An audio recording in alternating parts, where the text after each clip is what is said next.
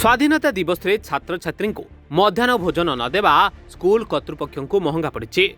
बौद्ध जिले में एका बेले 56टी विद्यालय को जारी होईची कारण दर्शाओ नोटिस। जिलार 3टी ब्लॉक रो शिक्षाधिकारी को नोटिस जारी कले जिला शिक्षाधिकारी।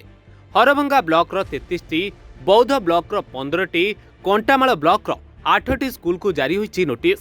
7 दिन मध्य एसएमसी कमिटी आगे 15 तारिख रो भोजन छात्र छात्री को देवा सह प्रमाण स्वरूप फोटो वीडियो सह उत्तर दाखल पाई निर्देश दिया जायछि एवं काहींकि एही स्कूल कर्तृपक्षक विरोध में श्रृंखलागत कार्यानुष्ठान ग्रहण करा न जिवो से नै मध्य उत्तर रखिबाकू चिठी रे उल्लेख रहिछि।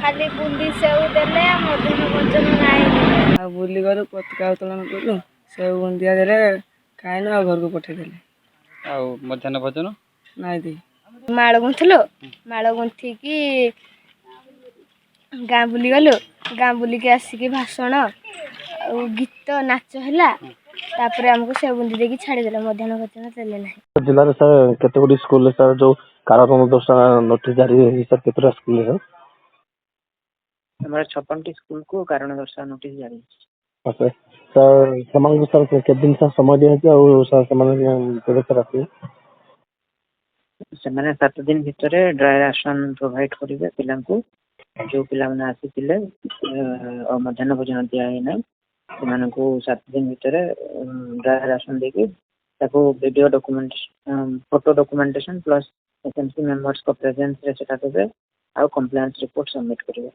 सर हमरो 3 ब्लॉक रो सर को ब्लॉक सर केते जानते जानदानी होगी टोटल तो 56टी स्कूल हरभंगा रो 33टी और कंटामाल रो 8टी बाकी रहला बहुत सर कार्य अनुष्ठान हम कि आगो हम दिन रे एभले सर हां जदि एटा कंप्लेंट्स न करिवे देन दृढ़ कार्य अनुष्ठान नै छै।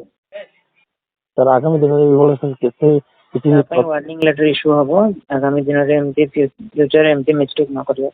बौद्धरू अक्षय महाकुंड रिपोर्ट रिपोर्टर्स टुडे।